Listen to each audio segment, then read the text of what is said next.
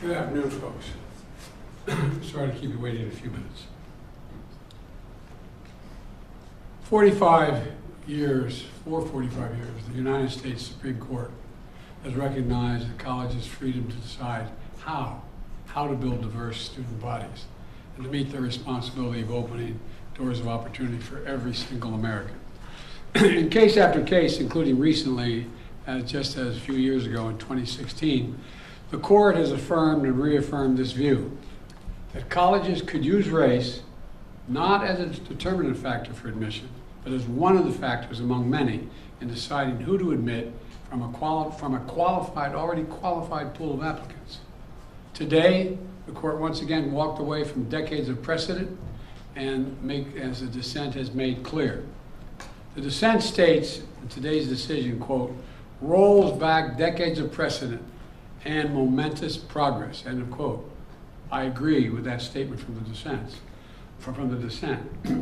The court has effectively ended affirmative action in college admissions, and I strongly disagree with the court's decision. Because affirmative action is so misunderstood, I want to be clear, make sure everybody's clear about what the law has been and what it has not been until today. Many people wrongly believe that affirmative action allows unqualified students to be admitted ahead of qualified students. This is not how college admissions work.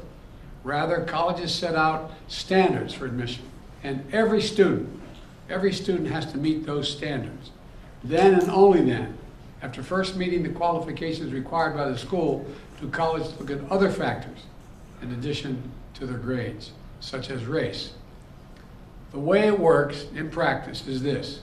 Colleges first establish a qualified pool of candidates based on meeting a certain grade, test scores, and other criteria.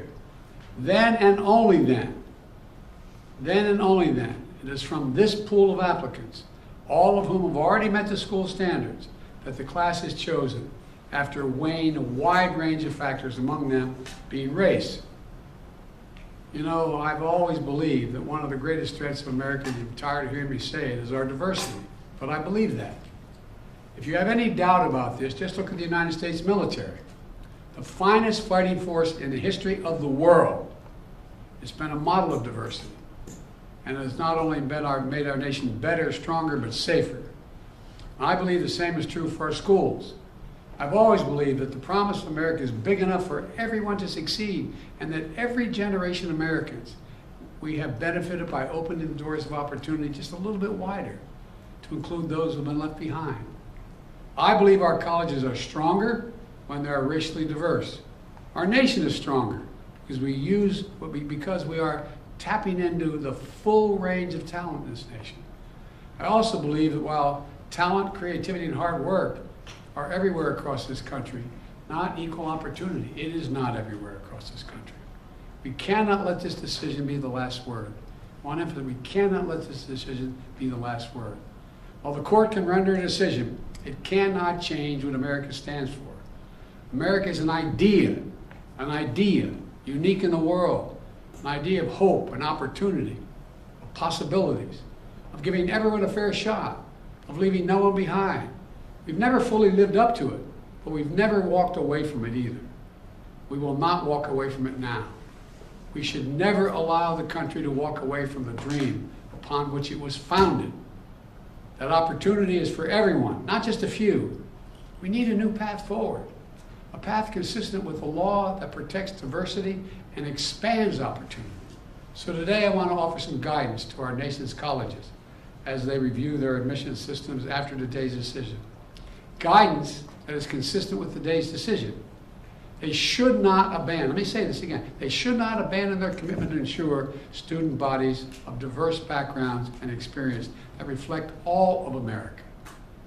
What I propose for consideration is a new standard, where colleges take into account the adversity a student has overcome when selecting among qualified applicants. Let's be clear, under this new standard, just as was true under the earlier standard, students first have to be qualified applicants. They need the GPA and test scores to meet the school's standards. Once that test is met, then adversity should be considered, including a student's lack of financial means, because we know too few students of low-income families, whether in big cities or rural communities, are getting an opportunity to go to college. When a poor kid, maybe the first in their family to go to college, gets the same grades and test scores as a wealthy kid, whose whole family's gone to the most elite colleges in the country, and whose path has been a lot easier. Well, the kid who faced tougher challenges has demonstrated more grit, more determination, and that should be a factor that colleges should take into account in admissions, and many still do. It also means examining where the student grew up and went to high school. It means understanding the particular hardships that each individual student has faced in life, including racial discrimination that individuals have faced in their own lives.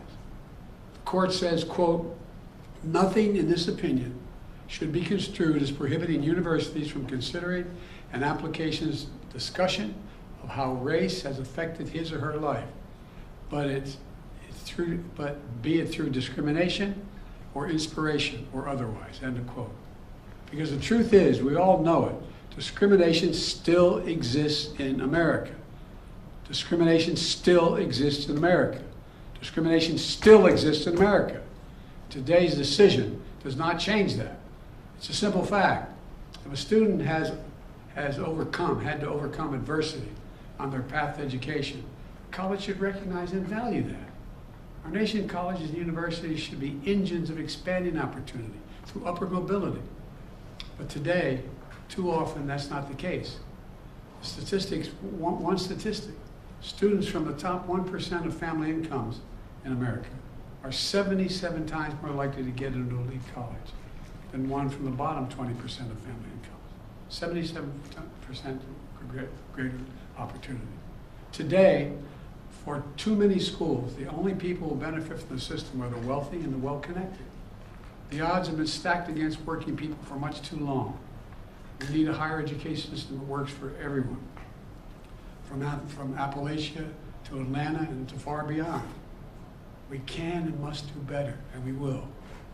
Today, I'm directing the Department of Education to analyze what practices help build a more inclusive and diverse student bodies and what practices hold that back.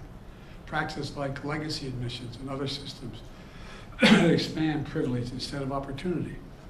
Colleges and universities should continue their commitment to support, retain, and graduate diverse students and classes. You know, companies who are already realizing the value of diversity should not use this decision as an excuse to turn away from diversity either. We can't go backwards.